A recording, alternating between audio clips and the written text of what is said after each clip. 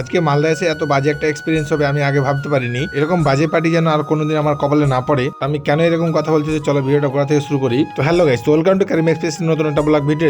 আজকে ব্লগ ভিডিওটা স্টার্ট করছি রাত্রে, এখন বাজে রাত 8টা। আমি ছিলাম বাজারে আর এমএনসি একটা ফোন ঢুকলো মালদা কার্নিভাল যাওয়ার জন্য। আর ফোনটা ঢুকেছিল আমার বাড়ি থেকে প্রায় 7-8 কিলোমিটার দূর থেকে। ভাড়াটা যাওয়ার জন্য মনটা টানছিল না, কারণ ভাড়াটা যেহেতু বাইরে থেকে। আর যারা ফোন করেছিল তারা আমার ভিডিও দেখে ওখান থেকে নম্বরটা নিয়েছিল, তো তাই জন্য আমি আবার পরে যেতে রাজি হলাম। রেট হলো, তারপরে আমি এখন চলে আসলাম বাড়ি। আর বাড়ি এসে এখন এক্সপ্রেসকে নিয়ে এখন বাড়ি থেকে বেরোচ্ছি, চলে যাবো এখন পার্টি উঠানোর জন্য। চলে আসলাম কলেজ মোড় থেকে বাম দিকে ঢুকে এলাম মডেল বাজারের দিকে। তারপরে চলে আসলাম পার্টি যেখানে অ্যাড্রেসটা দিয়েছিল সেখানে। আর এখানে এসে গাড়িটাকে লাগানোর পরে পার্টি আসলো। পার্টি আসার পরে দেখছি ওরা ড্রিঙ্ক করে আছে। এখানে এসে দেখার পরে আমার মনটা খারাপ হয়ে গেল, কারণ ড্রিঙ্ক করা আমার টোটালি চয়েস না। তবুও তাদেরকে গাড়িতে উঠিয়ে নিয়ে এখান থেকে বেরিয়ে এলাম, কারণ আমার বাড়ি যেহেতু অনেকটা দূরে, এখান থেকে আবার ঘুরে যাবো, খারাপ লাগছে। তাই তাদের বলে দিলাম একটু সাবধানে বসে থাকতে, কারণ বেশি লাফালাফি না করে যাতে কোনো ক্ষতি না হয়। ওখান থেকে গাড়ি ছেড়ে চলে আসলাম বাদাপুর থেকে আমরা বাম দিকে আজকে টাউনে ঢুকবো না, আমরা আজকে বাইপাস হয়ে ঢুকবো। আর বাড়ি থেকে গাড়ি ছেড়ে আসার পরে মধুঘাট ব্রিজ পার করে যেখানে কাউন্টার আছে সেখানে দাঁড়িয়ে আবার তারা ড্রিঙ্ক করলো। আর সেখানে তাদেরকে নামানোর পরে আমার গাড়ি দেখে মাথা খারাপ, সিটের উপরে অনেকটা লাফালাফি করার পরে তারা সিটের একটা স্প্রিং ভেঙে দিয়েছিল। আর গাড়িরও 12টা বাজিয়ে দিয়েছিল। তাই জন্য আমি সেখান থেকে তাদেরকে বললাম যে আমি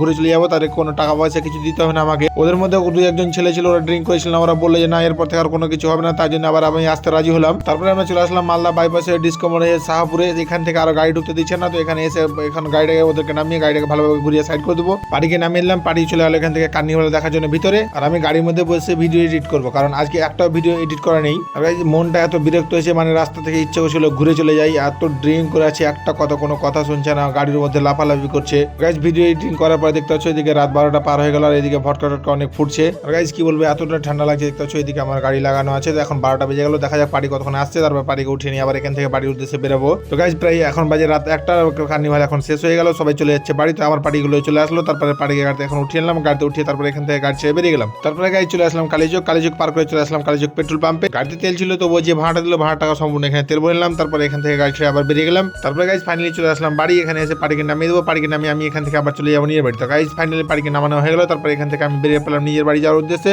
আর এতক্ষণ কোনো কুয়াশা ছিল না, কিন্তু রাস্তাতে এখন প্রচুর কুয়াশা লাগে। তো গাইজ আজকের মতো ব্লগ ভিডিওটা এখানে শেষ করছি। দেখা হবে নেক্সট নতুন একটা ব্লগ ভিডিওতে। আর যারা আমার ভিডিও দেখে ভাড়ার জন্য কল করছো তাদেরকে বলবো যে তারা ড্রিঙ্ক করলে পারে আমাকে কল করিও না ভাই। আজকে বছর যেহেতু প্রথম দিন, তাই জন্য আমি আজকে পার্টির সাথে কোনো ঝামেলা করলাম না। নাহলে আজকে আমার যা ক্ষতি ছিল ক্ষতিপূরণ আমি নিতাম, ছাড়তাম না। তাই বছরের প্রথম দিন আমি ঝামেলা চাই না, তাই শান্তি মনে এখন খুশি মনে আমি বাড়ি যাচ্ছি। তো গাইজ ভিডিওটা বেশি লম্বা করবো না, দেখা হবে আবার নেক্সট কোনো একটা ব্লগ ভিডিওতে।